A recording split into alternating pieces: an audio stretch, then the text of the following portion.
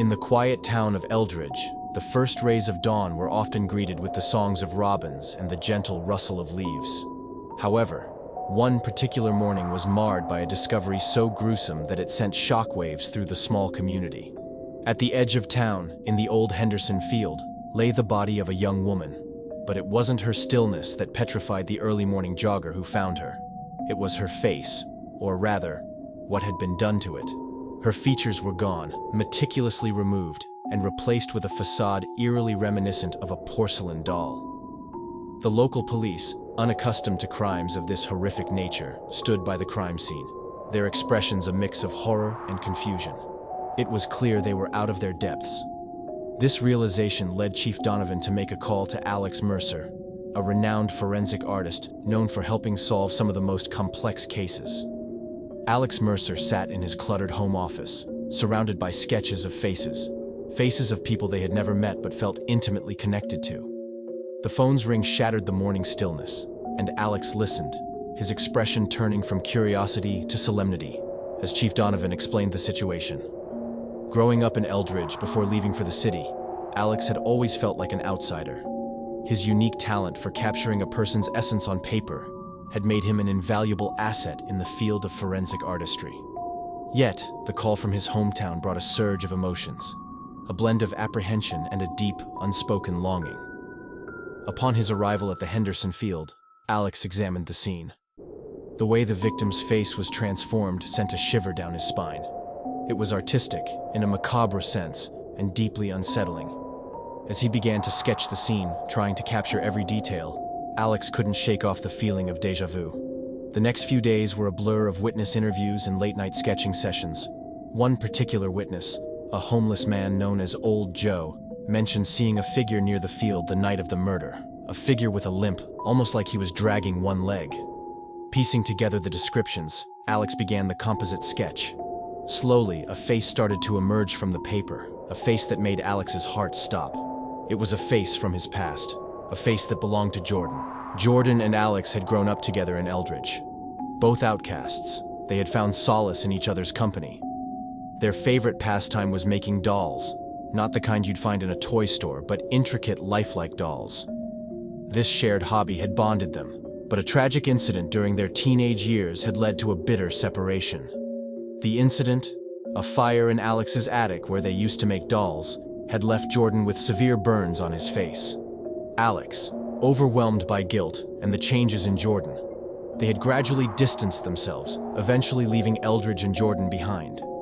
Now, as Alex stared at the sketch, he was faced with a haunting possibility. Had Jordan returned? And if so, what dark path had he gone down? Determined to uncover the truth, Alex began an off-the-record investigation, following leads that took him to an abandoned house on the outskirts of town. Inside, he found what could only be described as a dollmaker's workshop, but with a sinister twist.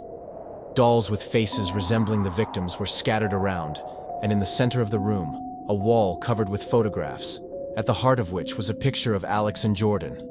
The discovery was overwhelming. The connection was clear, but something in Alex's gut told him there was more to this story. He needed to dig deeper, to unravel the tangled threads of the past. The investigation took a surprising turn when Alex revisited old acquaintances from their childhood. One name kept surfacing, Mia. Mia had been another friend, part of their small outcast group. She had always been particularly close to Jordan, and after Alex had left, she had become his primary confidant. Confronting Mia led to an explosive revelation. Jordan had not returned. He had died years ago, unable to cope with his disfigurement and the loss of his friendship with Alex. Mia, driven by a twisted sense of justice, had taken up the mantle of the Faceless Dollmaker to avenge Jordan. Alex's conversation with Mia opened a new, sinister chapter in the investigation. Mia confessed her involvement but hinted that she was not acting alone. She spoke in hushed tones about a group that had taken an interest in her and Jordan's doll-making hobby, twisting it into something dark and unrecognizable. This group, a secretive cult with ties to the occult, had been operating in Eldridge for years. They had used the Faceless Dollmaker murders as a smokescreen to conceal their own disturbing activities. Mia, torn between guilt and fear, provided Alex with names and details about the cult's members, many of whom were prominent figures in the town. Realizing the depth and danger of the conspiracy, Alex approached the police with the new information. However, the reception was lukewarm, as the involvement of influential community members made the officers hesitant. It was Detective Sarah Lyons, a newcomer to the Eldridge Police Department, who believed Alex's theory and agreed to help. Together, Alex and Sarah began to unravel the cult's network. They pored over old case files, cross-referenced them with Mia's information, and started to piece together a map of the cult's activities. The deeper they delved, the more perilous their situation became, with threats and warnings appearing almost daily. Their investigation led them to an abandoned asylum on the outskirts of town, a place shrouded in rumors and fear. Inside, they found a hidden chamber adorned with bizarre symbols and disturbing imagery. Among the artifacts were diaries and letters belonging to Mia, detailing her descent into the cult's clutches and their plans for Eldridge. The writings revealed a network far more extensive and insidious than Alex or Sarah had imagined. The cult had its tendrils in every part of Eldridge, from the police department to the town council. It became clear that the Faceless Dollmaker was just the tip of the iceberg. With the evidence mounting, Alex and Sarah planned a daring operation to infiltrate one of the cult's gatherings. Disguised and equipped with hidden recording devices, they ventured into the heart of darkness. The gathering was a nightmarish tableau, with masked figures congregating around an altar. The centerpiece of the ritual was the creation of a new faceless doll, a symbol of their control and influence over Eldridge. Amidst the chanting and eerie ambiance, Alex and Sarah gathered crucial evidence, barely escaping detection. The evidence collected during the infiltration was damning. A coordinated raid led to multiple arrests, exposing the cult's members and bringing their reign of terror to an end. The town of Eldridge reeled from the revelations, struggling to come to terms with the dark secrets that had been hiding in plain sight. For Alex, the resolution of the case brought a mix of relief and sorrow. He had confronted his past, unearthed a conspiracy that had plagued his hometown, and emerged a changed person. The experience had left its scars, both physical and emotional. Months after the case had concluded, Alex sat in his studio, the doll with his face now a poignant reminder of his journey. He had come full circle, from a haunted past to a hopeful, albeit cautious future. The Faceless Dollmaker case was more than just a series of crimes. It was a journey into the heart of human darkness and the resilience of the human spirit. Alex realized that while the scars of the past would always be a part of them, they had grown stronger and more determined to face whatever challenges lay ahead. In the weeks that followed the cult's exposure, Eldridge seemed to breathe a collective sigh of relief. But for Alex, closure was elusive. The image of the doll with his face continued to haunt him, a reminder that some scars run too deep to ever fully heal. Alex, once an outsider in Eldridge, found himself drawn into the fabric of the town in a way he had never anticipated.